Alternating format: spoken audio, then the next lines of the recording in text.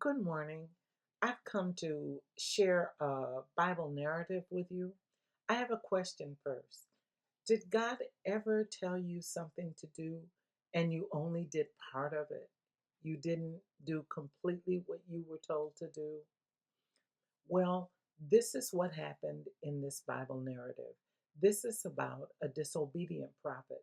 We don't know his name, but he lived in the southern kingdom of Judah. And God told him to go from Judah up north to Bethel in the northern kingdom, which was ruled by King Jeroboam.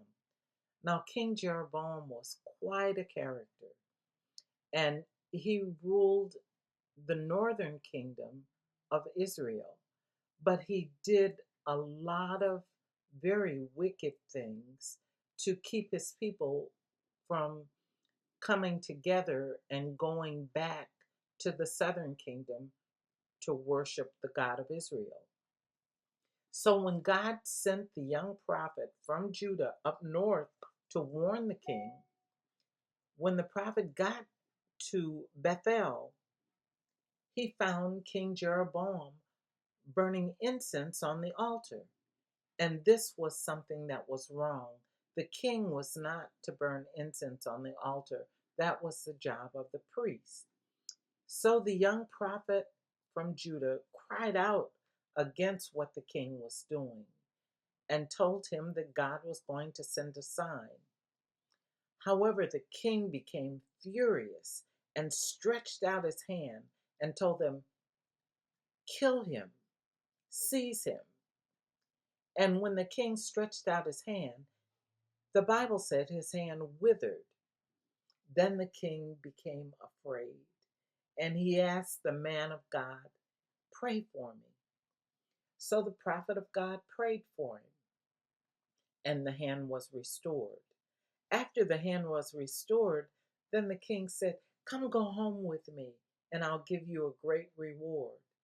But the prophet from Judah said, "You can give me half of your kingdom, and I wouldn't go home with you."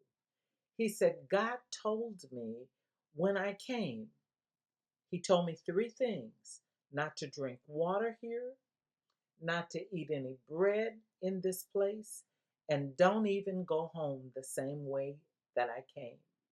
So he left and he turned around and he was getting ready to go back to Judah and he went a different way. So he had done part of what God had told him to do. However, there was an old prophet who lived in Bethel who had sons that were standing around listening and seeing what had happened. So they went home and they told their father everything that they had seen and heard. And their father, being an older prophet, said, "Did you see which way the man left?" And they said, "Yes." So their father said, "Saddle me an ass and let me find him." When the old prophet saw the young prophet who was on his way back to Judah, he said, "Are you the man that spoke to the king?" And the young prophet said, "Yes, I'm the man." And so the old prophet said, "Come go home with me and let's have bread together." The young prophet said, "Mm-mm, can't go home with you.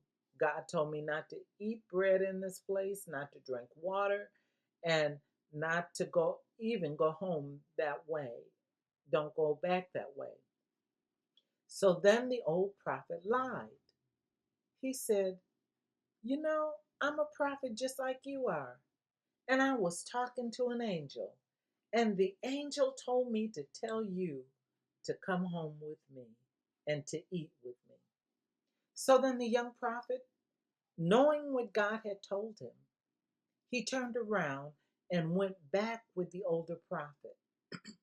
And while they were sitting at the table, eating and drinking, the word of God came to the old prophet, and he said, "The Lord said, because you disobeyed me, because you were told not to eat nor drink in this place, and you disobeyed, You will not see your father's grave in peace. And so when they finished eating and drinking, they saddled an ass, and the young prophet headed back to Judah. But you know what? He didn't make it home. A lion attacked him and killed him, but he didn't destroy the body. He stood there by the body and the ass. And the people from the city walked back. It was horrifying. They went back to the city and they told, there's a man lying in the street with a lion standing by his body. And the old prophet said, that's the man of God. Take him, bring him back, and bury him in my tomb, because he was truly a man of God, but he disobeyed. So the question that I have, what resonated in me, is when God tells you something, or when God told this young man, why did he go back? Was it that he wasn't sure that it was the voice of God? Was it that he felt intimidated? Or was it that he wanted to be accepted? When God tells us something to do, we have to do what he says completely. We have to be sure that it's his voice, and we have to look at affirmation from him and not from humankind. May God bless you. That's it. Have a good day.